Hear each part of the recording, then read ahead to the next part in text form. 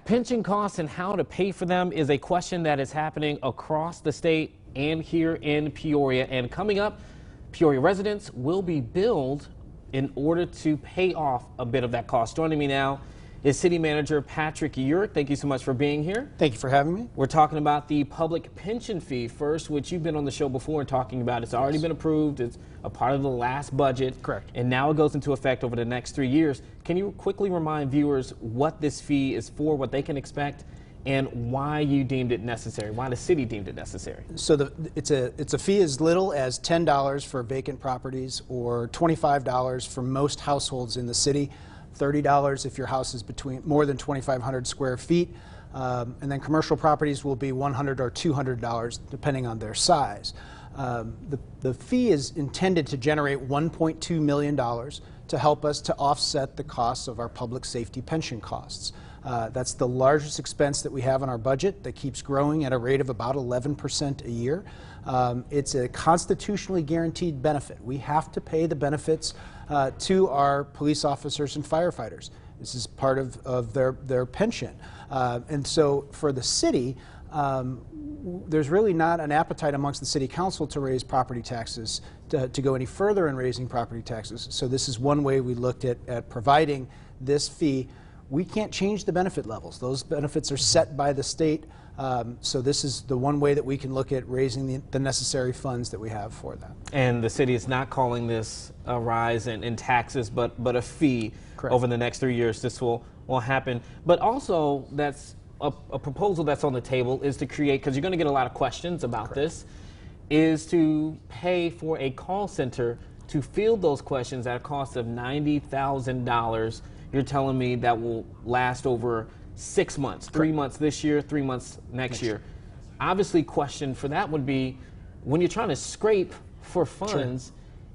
Is it economically a good idea to pay that much money for something where maybe you can create a frequently asked question or have it fielded by city staff? Well, we absolutely are going to be sending out informational packets to the public about this fee. That'll be coming out in the next week or so.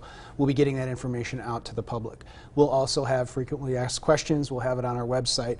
We're going to be rolling out a lot of information about the need for the fee and the reasons behind it. But even with that, once we send out 46,000 bills throughout the city to every parcel owner, we fully anticipate we're going to get questions, just like we got questions when we sent out the bills for the garbage fee, when we moved it off of your sewer bill and we put it onto its own separate bill. So we fully anticipate we're going to get thousands of calls in the first month, and then as that settles down, it'll probably be 100 calls a day. All right, really quickly, switching gears, I don't have a lot of time with this, but there will be a discussion again tonight on recreational marijuana and whether the city will allow sales. That's going to happen at the Frank Campbell Center. Correct. River West. Really quickly for you, you don't have a vote in that matter, but right. You can do the research and give a suggestion and tell how much money this could mean for the city. What is that? What is your suggestion to City Council when it comes to making it acceptable in the city or not, and what could it mean financially for the city of Peoria? So from a tax perspective, we're looking at probably about $100,000 in the first year, because it doesn't go into effect until September 1st of 2020. And then over the course of a full year, it might be about $500,000 that we would see as revenue coming into the city of Peoria. The questions for the council are, if they want to allow the sale, where?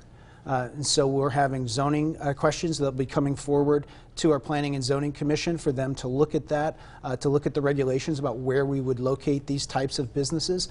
And that will be coming on October 3rd at the City Council chambers at 1 o'clock in the afternoon. The Planning and Zoning Commission will be taking up those items. And then we fully anticipate that all of this will be in front of the council in the month of October for them to look at this and to deliberate on whether or not they want to allow the sale, and then where do they want to allow the sale.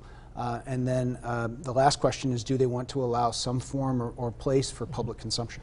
What do you think the council should be? What would your suggestion be to city leaders? I think that the council really needs to be cautious about this, but I think that the trends are moving in the direction of, we're seeing that this is allowed. The state is going to allow personal consumption in your home. So it's simply a matter of, now does the city council want to take this forward and allow for the sale here inside the city? All right, that's all the time we have. And I would imagine, as we're talking about pension fees and the money that the city is trying to get together, extra revenue will probably be welcome. But we'll see what city leaders have to say about that.